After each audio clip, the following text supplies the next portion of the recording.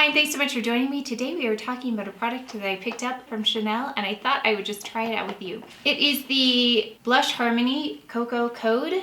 I've got most of my makeup on except for bronzer, blush, and highlight. So that's what this represents. Oh, and if you notice, they're very small, and this is the brush that comes with it. So I'm actually going to try it just to see. But you would think it would be, I don't know, easier to get into those little areas. Like, for instance, I have a Ray Morris brush. This little kabuki brush would be great to get in those little spaces, but this is what the brush looks like. We're gonna try it out. Let's go ahead and read what it says on the website. So it's a Blush Harmony, matte and satin textures collide in this versatile power of peach, honey, caramel, and pink red shades. Multitasks as a highlighter, bronzer, and blush for a customized look. And then it goes on to say how to apply. Use accompanying brush, or a blush brush number 4. Mix all 4 shades together and apply onto cheeks. For fairer skin tones, use the 2 lighter shades as a highlighter, dusting onto the high points of the face, or apply the caramel beige shade below the cheekbones to create a contouring effect. So when I looked at this, someone with the coloring of, say, Natalie Portman, someone fair like that with dark hair would look really beautiful. Not so sure how it's gonna look on me. So it says here though, for deeper skin tones, use the caramel beige shade as a highlighter. Okay, and then for all skin tones, to enhance your blush, sweep the vibrant pink red color onto the apples of the cheeks. So we're gonna just try this out in a few different ways and see how it goes. I'm trying to see if there's a name for each of these colors, but I don't see one. So we're just gonna go ahead and swatch each of these individually. So I'm gonna start with this color right here. First, we have the lighter highlight color. This is the contour shade, and as you can see, it has almost a dusty rose hue on it against my skin tone. This is the blush color. As you can see, it's highly pigmented. Finally, we have that more golden highlight. Taking this brush, and I'm going to just try it as a contour. Okay. Immediately, no. If anything though, I think this might be a pretty blush, and this brush is not good.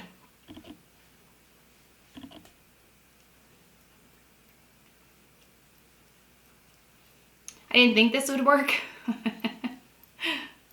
It's actually kind of patchy, and I don't know if it's this brush either. If your skin tone would work well with this color, I don't know if the application is actually amazing. And there's hair coming off of this brush. I like the idea of this brush, but the quality is not that great. I have the Ray Morris brush that is this shape. It's like you do a little swipe like this and it is excellent. This is just, no. But I did want to try it with this, so here we go. Now it doesn't look, maybe it does look bad on camera. It's really scratchy. I feel like I'm taking off the makeup that's underneath with this brush. Okay, so I don't really like that. I guess I'm not surprised. Let's go ahead and try the blush. I'm just gonna flip this brush around because this is supposed to work with all of them. Oh, I'm afraid with this blush though, because it's so densely pigmented, that this might go really awry.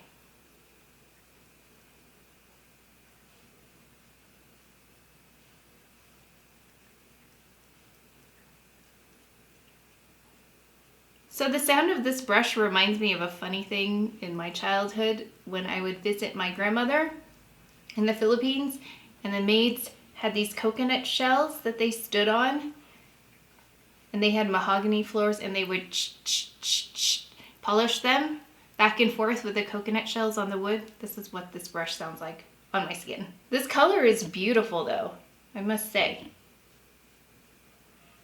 Okay, I'm liking the color of this blush. Okay, the blush is just stunning. I love that. Having a tough go at it with this brush though. I would definitely not use this brush again, but just for this purpose, I thought I would give it a try. Next up, let's see. We're just gonna do a little color switch. I'm just switching up with the Vermona color switch. By the way, This is the Ray Morris brush I was talking about, the Ultimate Cheekbone brush. You put a little bit of contour here and you just swipe it like this. So it applies the product and then disperses it. This thing is amazing. Back to the palette. Let's try the gold color. Ooh, that one's very powdery. And we're gonna just use it as a highlight.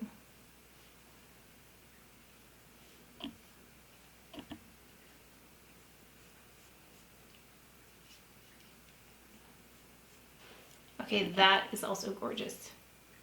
Really pretty. All right, let's go on top of that with the lighter color, the lightest color now. Oh, that is super powdery. I don't know if you can see, but I'll hold it up. But it kind of, you can see the powder that went onto the blush color. Really soft.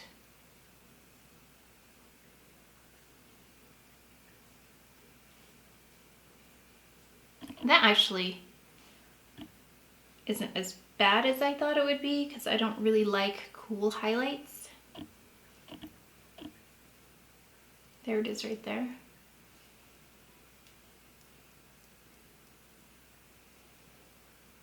So even with this terrible brush, the blush performed really well. So did this highlight and so did this highlight. This thing though, I don't know. Even if you have a lighter complexion, I don't know if this is gonna be something that you'll want. I love the Kevyn Aucoin sculpting powder, so I'm always going to measure contour against that. This one doesn't measure up. So there we are, we have all 4 colors on. So my final thoughts on this first impression, and I know it's just a first impression, so I do like to use things for a few weeks before I decide whether I really like them or not. I think it's always interesting to get the perspective of someone trying it on for the first time. This brush is terrible, don't use it. I would definitely use something else, like if you have something like this for the contouring. This blush color is beautiful. I loved that. This highlight here is really beautiful. It's got a golden tone to it, not too gold though. It's got a really nice warmth to it without being gold. And it's subtle, which I like. And then we've got the pinker highlight here, which turned out really pretty. I didn't expect much from that one. If you're considering this, if you love this blush color, I think that might be something up your alley because that is really pretty. I love that.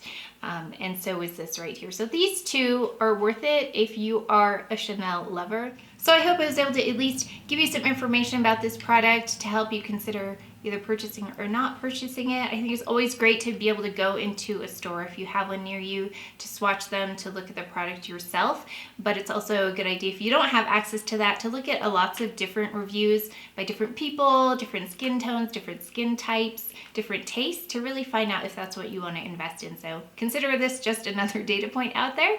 So if you enjoyed this video, if you learned something, please give it a thumbs up, subscribe, and I will see you next time. Thank you. Again, today we are here talking about a product I picked up in prom? Hi.